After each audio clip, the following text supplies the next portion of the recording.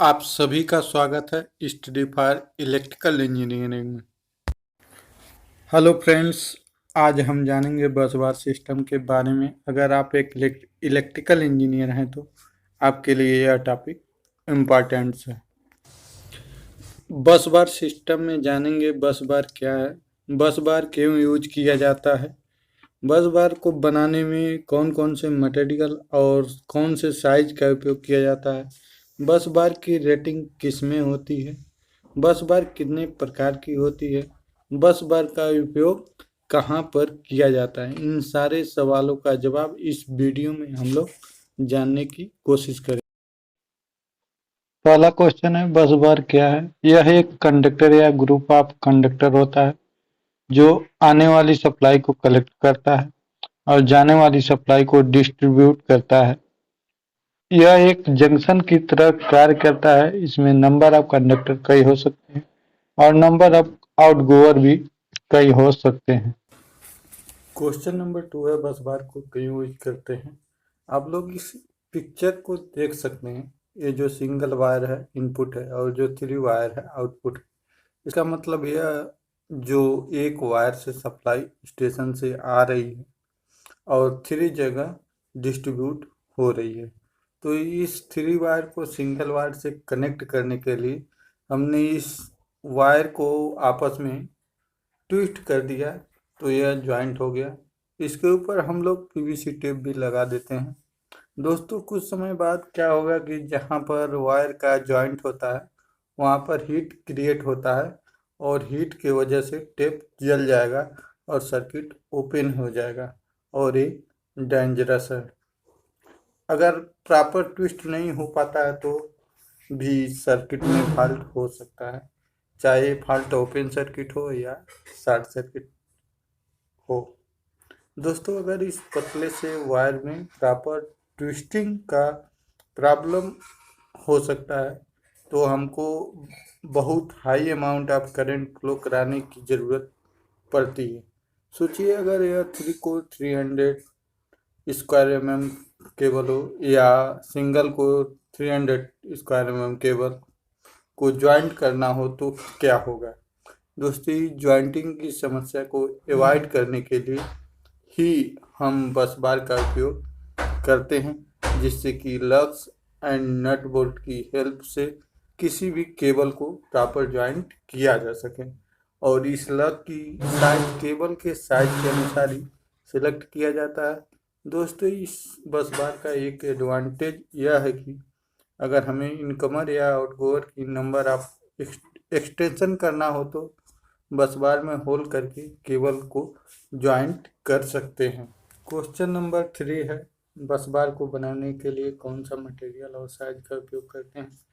तो बस बार को बनाने के लिए कॉपर या एल्युमिनियम का यूज किया जाता है। इसकी साइज और मटेरियल दोनों एज पर करंट के अकॉर्डिंग यूज करते हैं।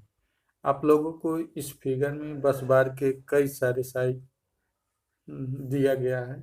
इसमें से मैं एक या दो को एग्जाम्पल के तौर पर समझा देता हूँ। जैसे 25x3 है, 25 चौड़ाई है और 3 है मोटाई है बस बार की। तो ये 25x3 मतलब 75 स्क्वायर mm का बस बार हो गया। जैसे दूसरा एग्जाम्पल है 50x10 मतलब 50 चौड़ाई है और 10 मोटाई है, मतलब 500 स्क्वायर mm का बस बार हो गया। यह साइज कॉपर या एल्युमिनियम दोनों के लिए सेम होगा। अब मैं बताऊंगा कि कॉपर का बस बार 500 स्क्वायर mm का है तो कितना करंट बियर करेगा। देखिए, अगर कॉपर है तो 1.5 टाइम का मल्टीप्लाई कर दीजिए, यानी 500 स्क्वायर mm का बस बार है तो 1.5 का मल्टीप्लाई करेंगे तो 750 एम्पियर करंट वो बस बार बियर कर सकता है। अगर बस बार एल्युमिनियम का है तो उसमें 0.8 का मल्टीप्लाई कर दीजिए, यानी 500 स्क्वायर mm का बस बार है एल्युमिनियम का, तो 0.8 का मल्टीप्लाई करेंगे तो उसमें हो जाएगा 400 एम्पियर। 500 इंटू 0.8 मतलब 400 एम्पियर वो एल्युमिनियम का बस बार बियर कर सकता है, बट कॉपर का बस बार एल्युमिनियम के बस बार से कॉस्टली पड़ेगा। क्वेश्चन नंबर 4 है, बस बार की रेटिंग किसमें होती है? बस बार की rating current, voltage, frequency and short circuit current में। क्वेश्चन नंबर 5 है, बस बार कितने प्रकार की होती है? तो दोस्तों बस बार 8 प्रकार के होते हैं। पहला है सिंगल बस बार सिस्टम। इस प्रकार की अरेंजमेंट बहुत ही सरल और आसान है। इस सिस्टम में स्विच के साथ केवल एक बस बार है। इसका एडवांटेज है इसकी स्टार्टिंग लागत कम होती है, इसकी कम रख रखाव की आवश्यकता होती है, और तीसरा पॉइंट है इसका संचालन सरल होता है। इसके साथ इसका कुछ डिसएडवांटेज है। इसमें फॉल्ट होने पर पूरी आपूर्ति बाधित हो जाती है। यह सिस्टम कम लचीलापन प्रदान करती है, इसलिए यह छोटे सब स्टेशनों में प्रयोग किया जाता है। दूसरा नंबर पे आता है सेक्शनलाइज सिंगल बस बार सिस्टम। सेक्शनलाइज सिस्टम में सबसे पहला हम बात करेंगे एडवांटेज की। एडवांटेज इसमें यही होता है कि सप्लाई की कंटिन्यूटी को अफेक्ट किए बिना दोषपूर्ण खंड को मेंटेनेंस किया जा सकता है। दूसरा है इस सिस्टम में करंट लिमिटिंग रिएक्टर लगा होता है जो फॉल्ट की घटना को कम करता है। अब हम बात करेंगे इसके डिसएडवांटेज की। यह सिस्टम एक्स्ट्रा सर्किट ब्रेकर और आइसोलेटर का उपयोग करता है जो सिस्टम की लागत को बढ़ाता है। थर्ड नंबर पे आता है दोस्तों मेन एंड ट्रांसफर बस अरेंजमेंट। इस प्रकार की सिस्टम दो प्रकार के बस बार का उपयोग करती है, मेन बस बार और ट्रांसफर बस बार। यह बस बार सिस्टम बस कपलर का उपयोग करती है जो अलग अलग स्विच और सर्किट ब्रेकर को बस बार से जोड़ती है। ओवरलोडिंग की कंडीशन में लोड को एक बस से दूसरे बस पर ट्रांसफर कर दिया जाता है। इसका एडवांटेज है सप्लाई की निरंतरता हमेशा बनी रहती है। जब किसी बस में फॉल्ट आता है तो पूरा लोड दूसरी बस में शिफ्ट कर दिया जाता है।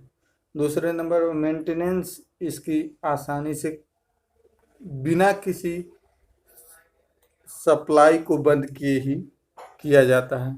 इसके साथ इसके कुछ डिसएडवांटेज है, इसमें कास्ट बढ़ जाता है, यही एक डिसएडवांटेज है। चौथे नंबर पे आता है बस बार डबल बस डबल ब्रेकर सिस्टम। इस सिस्टम में दो बस बार और दो सर्किट ब्रेकर की आवश्यकता होती है। इसके लिए बस कपलर एंड स्विच जैसे किसी अतिरिक्त उपकरण की आवश्यकता नहीं होती है। इसके एडवांटेज हैं इस सिस्टम में अधिक विश्वसनीयता प्रदान करती है, सप्लाई निरंतरता बनी रहती है। इसके डिसएडवांटेज है इस तरह की व्यवस्था में दो सर्किट ब्रेकर की आवश्यकता पड़ती है जिससे कास्ट बढ़ जाते हैं। इसके रख रखाव की लागत भी बढ़ जाती है। पांचवें नंबर पे आता है सेक्शनलाइज्ड डबल बस सिस्टम। इस प्रकार की सिस्टम में सेक्शनलाइज मेन बस बार का उपयोग सहायक बस बार के साथ किया जाता है। बस बार का कोई भी खंड ट्रांसफर बस बार में सेक्शनलाइज की आवश्यकता नहीं है क्योंकि यह सिस्टम की लागत को बढ़ाएगा। इसके बाद आता है छठा नंबर पे 1.5 सर्किट ब्रेकर सिस्टम। इस सिस्टम में 3 सर्किट ब्रेकर हैं, दो सर्किट के लिए आवश्यक है। बस बार के प्रत्येक सर्किट में 1.5 सर्किट ब्रेकर का उपयोग होता है। इस सिस्टम को बड़े बड़े सब स्टेशन में किया जाता है जहां प्रति सर्किट में हाई अमाउंट ऑफ पावर होता है। इसके एडवांटेज है यह सप्लाई के फॉल्ट के व्यवस्था की रक्षा करता है। इस तरह की व्यवस्था में अतिरिक्त सर्किट आसानी से जोड़ सकते हैं। इसका डिसएडवांटेज है सर्किट जटिल होता है। दूसरे नंबर पे इसमें है रख रखाव की लागत बहुत अधिक बढ़ जाती है। 7वें नंबर पर आता है रिंगमेन सिस्टम। इस प्रकार की सिस्टम में बस बार का एंड रिंग बनाने के लिए वापस बस के स्टार्टिंग पॉइंट से जोड़ा जाता है। इस सिस्टम में एडवांटेज हैं कुछ। इस तरह के सिस्टम से सप्लाई के लिए दो रास्ते मिलेंगे। इस प्रकार फॉल्ट उनके काम को प्रभावित नहीं करता है। दूसरा है कंटिन्यूटी बनी रहती है, इसमें एडवांटेज है। इसके डिसएडवांटेज है कि नए सर्किट को जोड़ने में कठिनाइयाँ होती है और सर्किट ब्रेकर को ओपन किया जाता है तो सिस्टम पर ओवर लोडिंग होती है। 8 नंबर पे आता है मेश सिस्टम। इस तरह की सिस्टम में सर्किट को मेश के नोड पॉइंट से टैप किया जाता है। इस सिस्टम को 4 सर्किट ब्रेकर द्वारा कंट्रोल किया जाता है। जब किसी खंड पर दोष होता है तो सर्किट ब्रेकर को खोलना पड़ता है, जिसके परिणाम स्वरूप मेश खुल जाता है। इस तरह की सिस्टम बस बार फॉल्ट के खिलाफ सुरक्षा प्रदान करती है, लेकिन स्विचिंग सुविधा का अभाव है। यह बड़ी संख्या में सर्किट वाले सब स्टेशन के लिए प्रयोग किया जाता है। यह हो गई बस बार सिस्टम की पूरी जानकारी। अब हम मिलते हैं नेक्स्ट वीडियो में। तब तक के लिए गुड बाय।